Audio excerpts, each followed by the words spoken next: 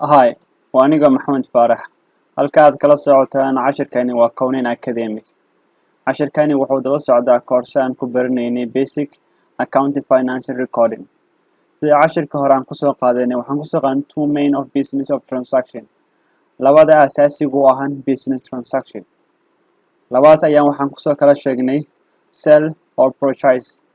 Business kastaba oo laba ruux ay transaction sameeyaan inuu yahay either inuu yahay sell or purchase, inuu ahaado ruux wax iska iibinaya in ruux wax iibsanayo.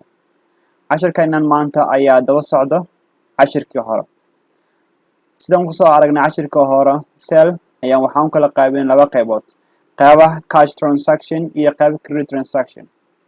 Purchase also ayadna ahaan ninka wax soo iibsanaya ayaan waxaan kala qaadnay labaas oo kale ahayd ruux cash wax kusoo iibsaday oo lacagtii markaas bixiyay iyo ruux credit kusoo iibsaday oo lacagtii laga sugayo. Haddana cashirka maanta waxaan ku sharaxaynaa cash transaction oo ah midda lacagta aad ku bixinaysid marka alaab soo qaadanaysid sidii u shaqeyso, iyo tan kale oo ah credit transaction oo ah midda markaad soo qaadid badeecada soo qaadatid laga sugayo 10 cisho 20 cisho 45 cisho hadba sida agreementiga aad ku sameysaan, agreementiga aad ku raacdaan ruuxa credit ku siinayo. Cash transaction is a one where the buyers pay cash to the seller at the time the goods service are transferred. Marka badeecada ama serviceka ruuxba ruuxa kale uu ku wareejinayo lacagta markaas counterka lagu bixiyay ayaa loo yaqaanaa cash transaction. Haddaan si kale u dhigno, haddii aad badeecad soo iibsanaysid lacagta markaas aad siisid ruuxa badeecada ka soo iibsanaysid, markaasi waxaa dhacay oo meeshaas ka hirgalay cash transaction. Sababtoo ah ninka aad badeecada ka soo iibsatid alaabta ayaa milkiiladiisa kugu soo wareejiyay, aadna lacagta ku wareejisay, labadiina wax dambe oo isku soo noqonaysaan ma jiraan. So kaas ayaa loo yaqaanaa cash transaction. Kan labaad oo ah types of transaction ayaa ah credit transaction. Credit transaction waxa siduu u shaqeeyo iyo siduu yahay waa transaction kaasoo iska iibiyaha ama wax soo iibsadaha ka dhexdhacayo xilli ka hor intuu lacagta uun helin. Tusaale ahaan, haddii aad tahay nin badeecad ku furantahay ama dukaan ku furan yahay, haddii customerkaada iyo alaabta ay kaa qaataan kuna soo celiyaan lacagtii muddo 10 cisho aan 45 cisho gudahooda, waxaa sameysay customerka siisay credit transaction.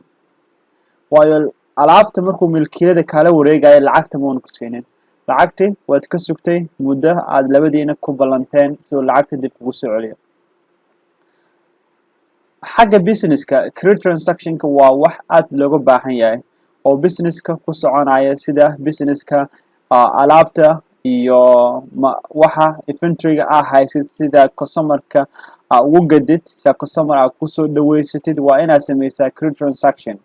Taasoo customerka ka siinaysa fursad ay wax ku qaataan kuna soo celiyaan markii ay helaan salary. Sidoo kale, ninka businessman-ka ahaan credit transaction waxay ku tahay risky. Haddii ruuxa uu wax ka iibiyay uu u soo celi waayo lacagtii uu wax ugu iibiyay, asaga waxay ku tahay loss.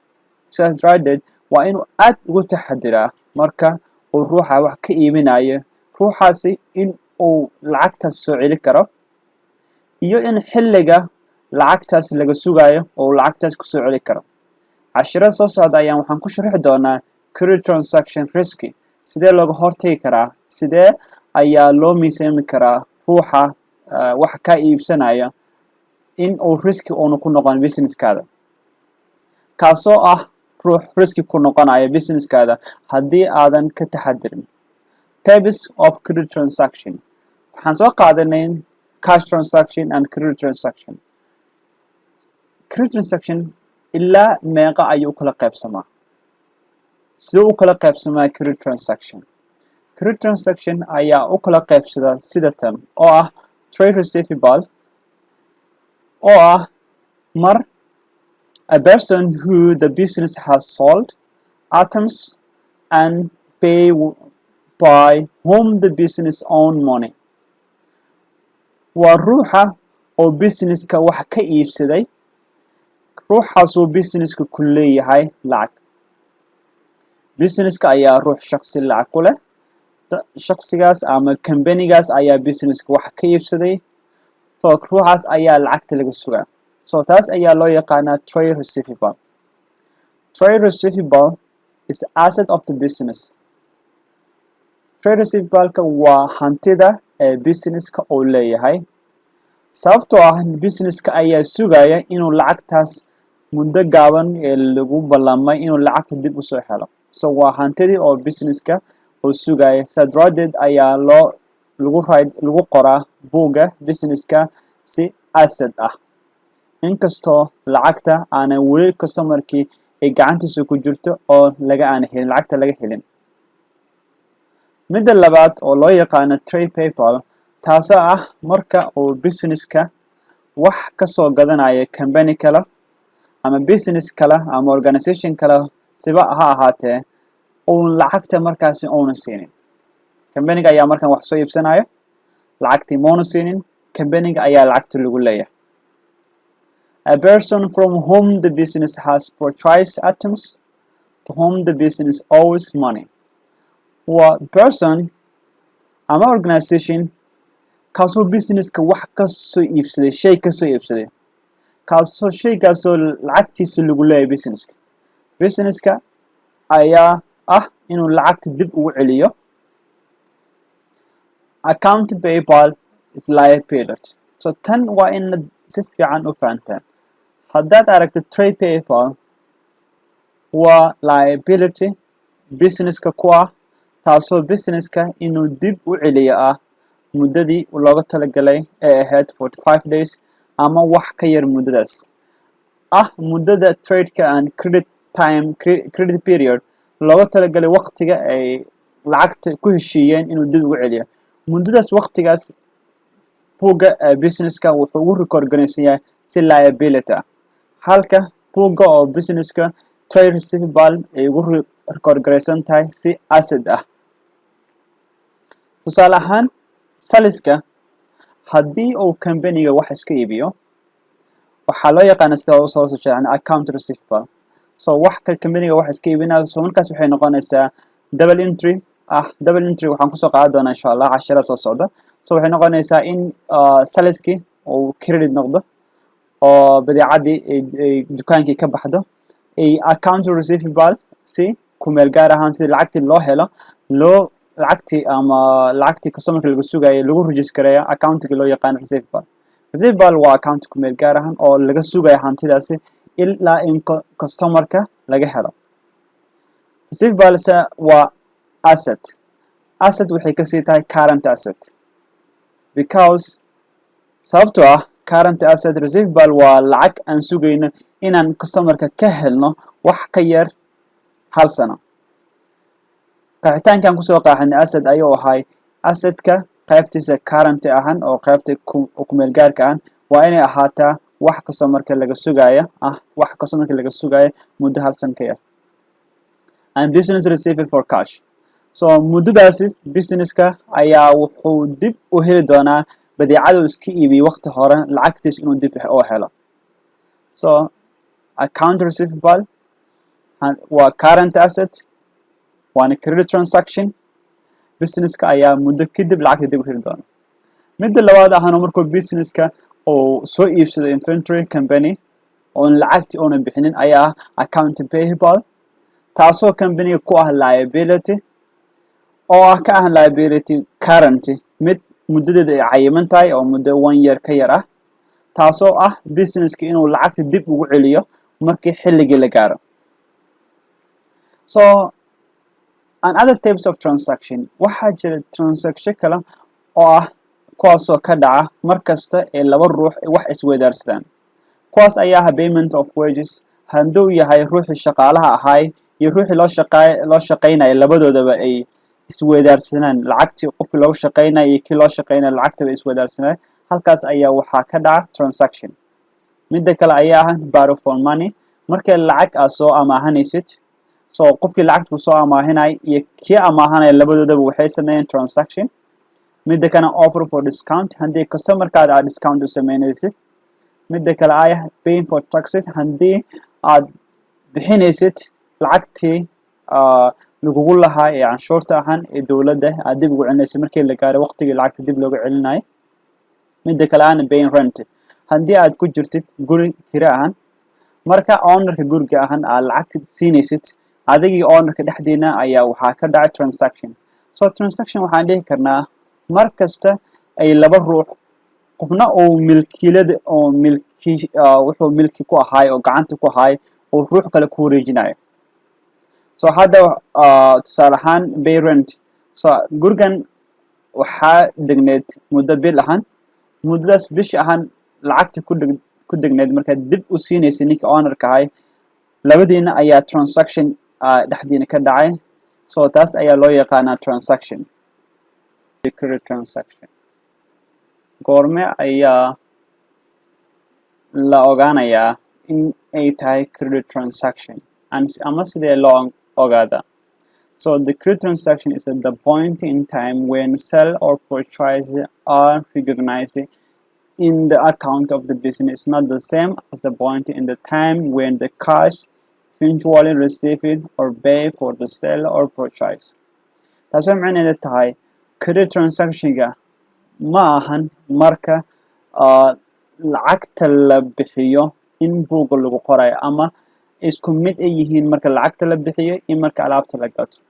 so credit transaction waxaa la u dhacaa ka hor inta lacagta la bixin karo. so credit transaction-ka waa ina buugga accountiga lagu qoraa marka uu transaction-ka dhacaya ma ahan marka lacagta uu dib loo helo. haddaba hore waxaan usoo aragnay credit transaction but sidee loo record garayaa how to record cash transaction. so cash transaction-ka waa one transaction need to record. markay tahay cash transaction-ka waxaa loo baahan yahay one transaction need to be record. that's it, one transaction. tusaale ahaan bought for machinery for 50,000 cash. haddii aad soo iibsatid oo company-ga soo iibsado 50,000 machine joogo oo cash lagu soo iibsado tan tusaale ahaan waxay noqonaysaa aan soo qaadan double entry oo ah debit and credit. so debit ayaa ah waxa company-ga soo galayo waxa imaanayo company debit is coming and credit is out. so credit ayaa loo yaqaana wax baxayo debit ayaa loo yaqaana wax soo galayo. so anigoo raacayna double entry-ga company waxa soo galay ayaa ah machine. so waa machine waa inaan meesha ku qorno machinery kaasoo qiimihiisa uu joogo 50,000. so company-ga hadda wuxuu helay machine oo jooga 50,000 laakiin transaction kastaba waa si hore usoo sharaxna waa in laba mar ay dhacaan laba shay waa in isku mid noqdaan. transaction handuu hal dhinac yahay transaction ma transaction waa laba dhinac waa in dhinac kastaba oo faa'iido u helaa ama wax isweydaarsadaan. so company-ga wuxuu helay machine-kii 50,000 uu record garay laakiin company-ga jeebkiisa maxaa ka baxaya. so cash ayaa company-ga jeebkiisa ka baxaya kaasoo ah 50,000. so hadda company-ga 50,000 oo machine soo galay 50,000 oo cashna uu ka baxay. aan aragnay haddaba sida loo record gareeyo marka ay tahay credit transaction. tusaale ahaan aan soo iibsanay same machine-kii oo qiimihiisa oo ahaa 50,000 cash on credit. hadda 50,000 ayaa marka hore cash ku soo iibinay on credit. hadda cash waa laakiin credit waaye waa nagu leeyahay lacagtan dib ayaan u bixin doonaa. so marka ay tahay credit transaction-ka two transaction need to be record. laba transaction ayaa loo baahan yahay in la record gareeyo halka markay tahay cash transaction loo baahan yahay one transaction in record gareeyo taasoo ahaan marka ugu horeyso. laakiin marka credit transaction waxaa loo baahan yahay two times in record gareeyo taasoo ahaan marka machine-ka lasoo qaadanayo oo ah labadiinaba inaa buug aad ku qortaan buug accounting lagu qoro iyo marka lacagta dib loo celinayo ee muddada la gaaro in labadiinaba buugga aad ka tirtirtaan oo lacagtii aad dib mar labaad buug ugu tirtirtaan. so aan aragna haddaba sida book of accounting lacagta loo registereeyo. tusaalaha ugu horeeya iyo waxaan usoo qaadanaynaa marka shayga aad soo gadatay maxaa samaynaysaa. so hore aan soo sharaxnay sharaxad yar debit and credit oo ah debit wax shirkadda ay helayso, credit ah wax shirkadda ka baxayso. shirkadda hadda maxay helaysaa machinery, mashiinkaas oo qiimihiisa oo jooga 50,000. shirkadda maxay ka baxaysaa may wax shirkadda hadda ka baxaya ma jiraan. shirkadda cash ma bixinin, waxaa waaye cashka waxaan ka bixi doonaa muddo 45 cisho kadib marka la gaaro ayaan company-ga oo ka soo qaadanay mashiinkan lacagta dib ugu celin doonaa. laakiin hadda maadaama aan cash aan bixinin maxaan sameynaynaa, waxaan record gareynaynaa qiimaha oo noo jooga oo 50,000 ah ayaa record gareynaynaa. so trade PayPal ayaa waxaan ku record gareynay credit side. so hadda buugayna waxaa ku record gareysan qiimo 50,000 ahaan taasoo liability nagu ahaan inaan dib u bixino, iyo waxaan noo record gareysan qiimaha dhinaca kale ahaan machinery oo qiimihiisa oo jooga 50,000. so buugayna hadda waxaan dhihi karnaa waa zero ama balance, waa balance gareysan yahay. haddii la gaaro muddadii ahayd 45 cisho ee lacagtan gal rabay inaan ugu bixino, aan aragna bal waxa dhacaya markaas. so aan soo qaadan labada shay oo ahaa debit iyo credit card. debit muxuu ahay sidiisaba waxa imaanaya aan credit waxa baxaya. so hadda trade PayPal marka hore waxaan lacag deyn aan ugu lahay, so lacagta deynteeda inaan iska bixino, so waa inaan markaan aan dhahna debit because accountiga waa inaad ever ka dhigtaa xirtaaba asiga number. so trade PayPal ayaa marka waxaan debit ku ah 50,000. taasoo tirtiraysa creditka hore ee ahaay in kusoo record gareen. hadda cash ayaa checkayna ka baxaya, cashkaasoo qiimihiisa oo yahay 50,000. waxaan sameynay debit and credit. haddaba la soco cashirkan cashirkiisa kale